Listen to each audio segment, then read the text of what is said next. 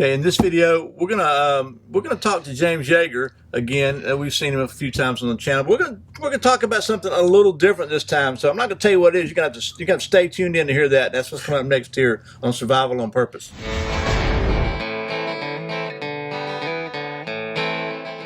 Welcome back to Survival on Purpose, your home for trustworthy information and gear reviews related to camping, survival, and general preparedness for regular folks. My name's Brian. Thanks for joining me. I'm here with my friend James Yeager, and we're not going to talk about guns and tactical stuff.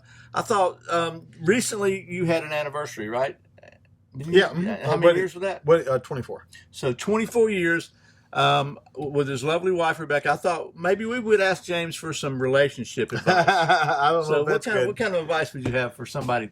Well, broadly speaking, what the advice I got from Maryland is treat a woman like you want her, not like you have her. So don't take her for granted. You can say that however you want to.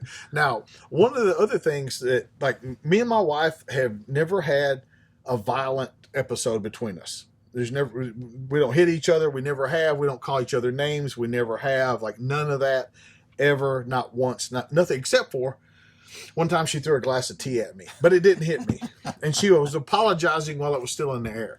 Now, our marital bliss might have something to do with when she met me. I was working undercover, and I'd get jobs in bars as a bouncer.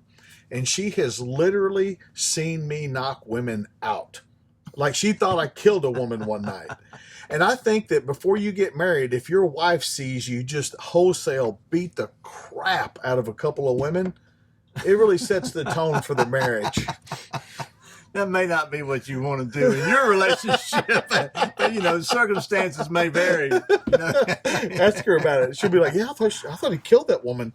Yeah. So, because you never know. Women could cause just as much problem as a man, right? Yeah. So. Oh, absolutely. But the thing about a marriage, like, first off, marry the right person. And so for me and my wife, this is both of our second marriage, right?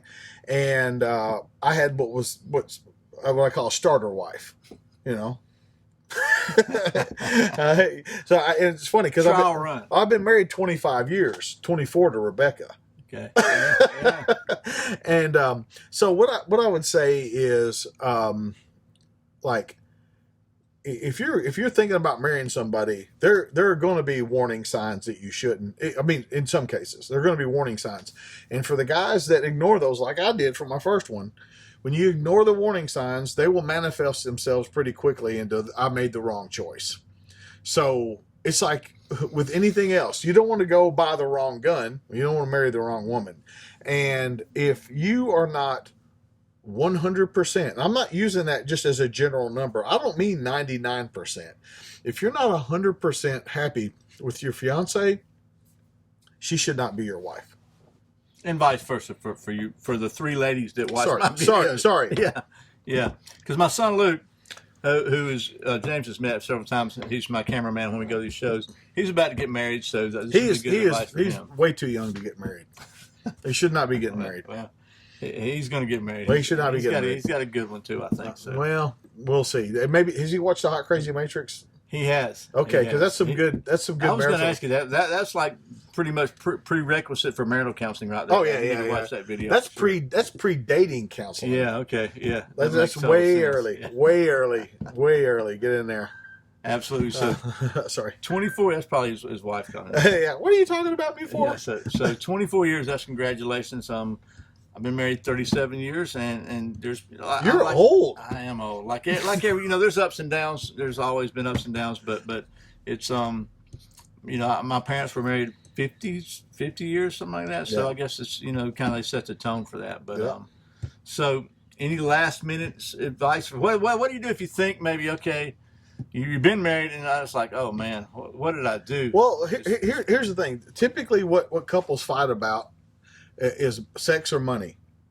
Okay, so if you're frustrated sexually with your spouse, you need to fix that. And as far as money, what I do is I just don't let my wife know how much money I have. So we don't ever fight about it. You know, it's funny. I remember we went to our pastor's, had a marital counseling like when we got married, and he said exactly the same thing. Like, that's the two biggest problems in a marriage, and he didn't really have any answers for us. He said you need to watch out for that. If you think you have a needy girlfriend and a needy fiance, she's going to be a needy wife. My wife has only like demanded two things. She wants TV, and whatever that means, cable or cable internet, and she wants a nice TV. Okay. And a car that doesn't make noises. Man, the noises. I know.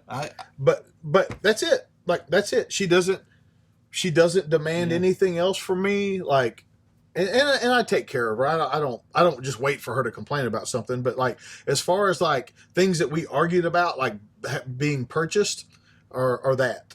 Yeah. And sorry, go ahead. No, I was just gonna say, from what I've seen, I think she pretty much gets what she wants. Yeah, but the thing is that I am perceptive enough to know, like, she's probably going to want this, and I get it. Like, yeah. So, but the thing is, we both grew up very poor, and so we're both what we consider to be rich right now, as far as our perception from childhood.